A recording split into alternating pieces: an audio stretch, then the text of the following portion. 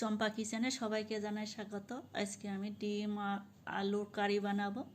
এইভাবে বানালে খুব সুস্বাদু হয়। এই ডিমটা আগে আমি কেটে কেটে নিচ্ছি যাতে মশলাটা ভেতরে ঢোকে। ছুরি দিয়ে চারিধারে কেটে কেটে নিয়েছি। এবারে আমি ডিমটা ভাজা করে নেব। তেল গরম হয়ে গেছে।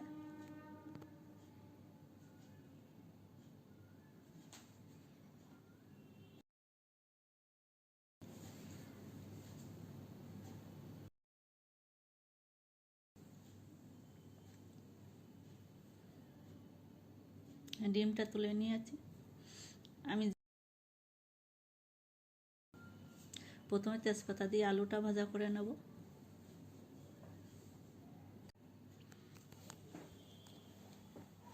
আলুটা ভাজা করে নিয়েছি, আলুটা উঠিয়ে নেব। আমি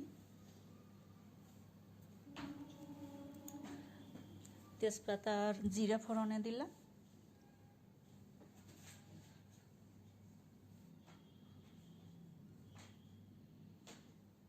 এখানে প্রথমে আমি পেঁয়াজ কুচি দিয়ে দিচ্ছি।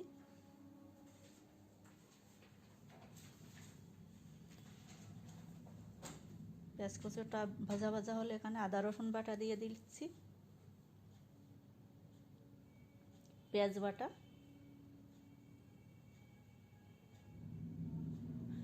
এক চামচ কাঁচা লঙ্কা বাটা, স্বাদ মতন নুন দিয়ে দিয়েছি,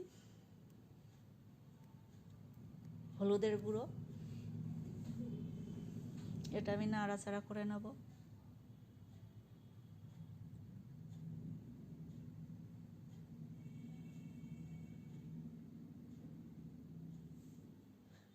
এখানে টমেটো পেস্ট করে দিয়েছি, একটা বড় ধরনের টমেটো।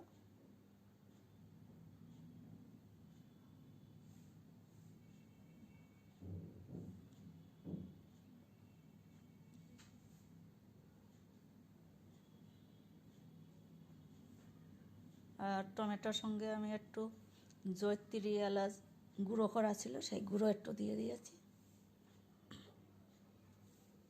এটা ভালো করে ভাজা করে নিতে হবে। দেখতে হবে যাতে মশলাটা পুড়ে না যায়। মশলাটা শুকিয়ে আসলে অল্প একটু জল দিয়ে দিয়ে ভাজা করে নিতে হবে।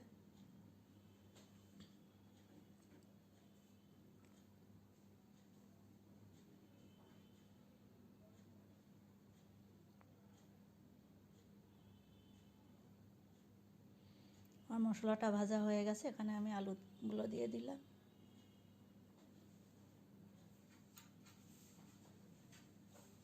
এটা ভালো করে নাড়াচাড়া করে নিয়ে আমি জল দিয়ে দেবো। এখানে গরম করে রাখা জল।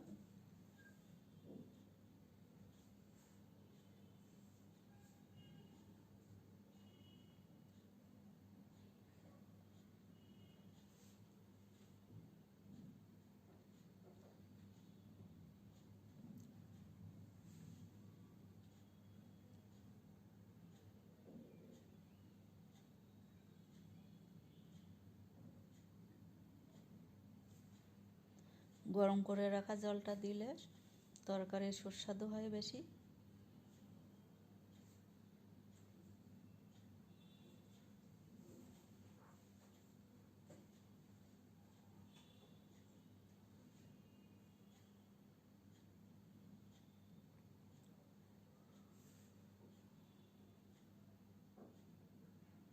আমি একটু ঢাকা দিয়ে দিয়েছিলাম।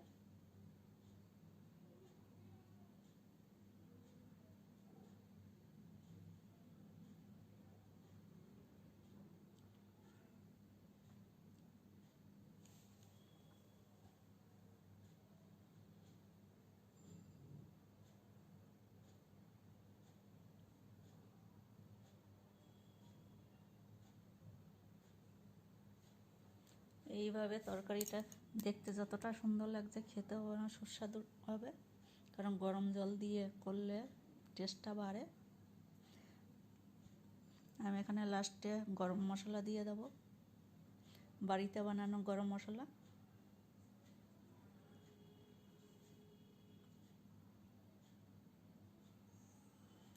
দেখেন কালারটা। তা বন্ধুরা, আজকে এই পর্যন্ত। আবার দেখা হচ্ছে পরের ভিডিওতে।